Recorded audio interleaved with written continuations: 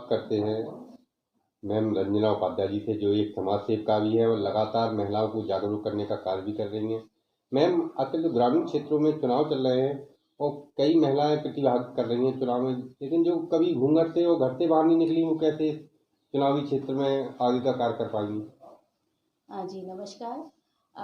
जैसा कि आपने प्रश्न उठाया है कि जो कभी घर से बाहर नहीं आई हैं, पर अब वो घर से बाहर आई हैं, तो मेरे विचार से एक कदम तो उन्होंने आगे बढ़ा ही दिया है।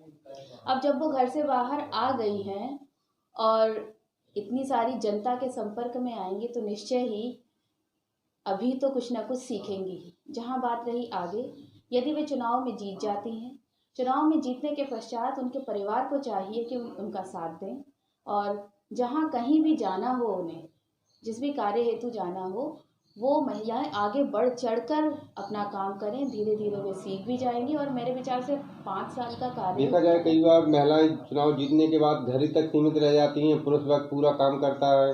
जी जी। हाँ, तो ऐसा फिर जी हाँ, उनको। तो एक ये काफ़ी मैंने सुना है कि प्रधान पति जो हैं वो कार्य करते हैं, तो पतियों से आग्रह करेंगे कि अपनी अपनी पत्नियों को एक कदम और आगे आने दें।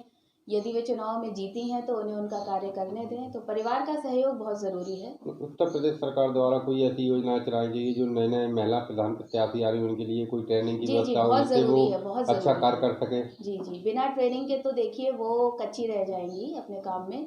तो यदि वे जीत कर आती हैं, तो सभी जो प्रधान आपकी जो महिलाएं बन रही हैं, इनका एक ट्रेनिंग होना चाहिए, और समय समय पर उनको देखना भी चाहिए कि वो अपना कार्य किस तरह से कर रही हैं। जैसे पहला चरण में अपने झांसी के आसपास सभी जगह मतदान है, तो आप सभी महिलाओं प्रत्याशी होते हैं और सभी मतदाताओं से क्या अपील करेंगे आप?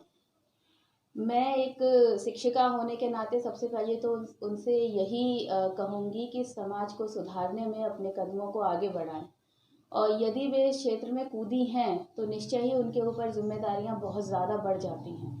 तो जहाँ तक है, प्रशासनिक कार्य तो वे करेंगे ही, प्रशासनिक कार्य करने हेतु उनका चुनाव है, पर अपने अपने गांव का विकास, जहाँ चाहे शिक्षा हो चाहे स्वास्थ्य हो, उन सब पर भी उन्हें ध्यान देने की बहुत ज़रूरत है। देखा जाए कहीं कहीं कहीं जगह महिला प्रत्याशी बिल्कुल अशिक्षित हैं, तो क्या सरकार को उनको शिक्षित बनाने की भी व्यवस्था करनी चाहिए कि प्रधान भी शिक्षित हो?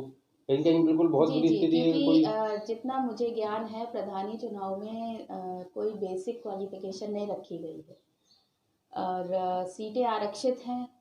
तो यदि ऐसा है तो कुछ ना कुछ तो उनको शिक्षित जो कलेक्ट्रेट हैं वहाँ के, उनको कुछ कदम उठाने चाहिए कि उनको जागरूक किया जाए, उनको कुछ बेसिक चीज़ों से अवगत कराया जाए, और वे भी खुद आगे बढ़ चढ़कर सीखें। सीखने से कभी भी हम, ऐसा नहीं है कि हम बहुत बड़े हो गए हैं तो हम सीख नहीं सकते हैं, वे निश्चय ही सीखेंगी।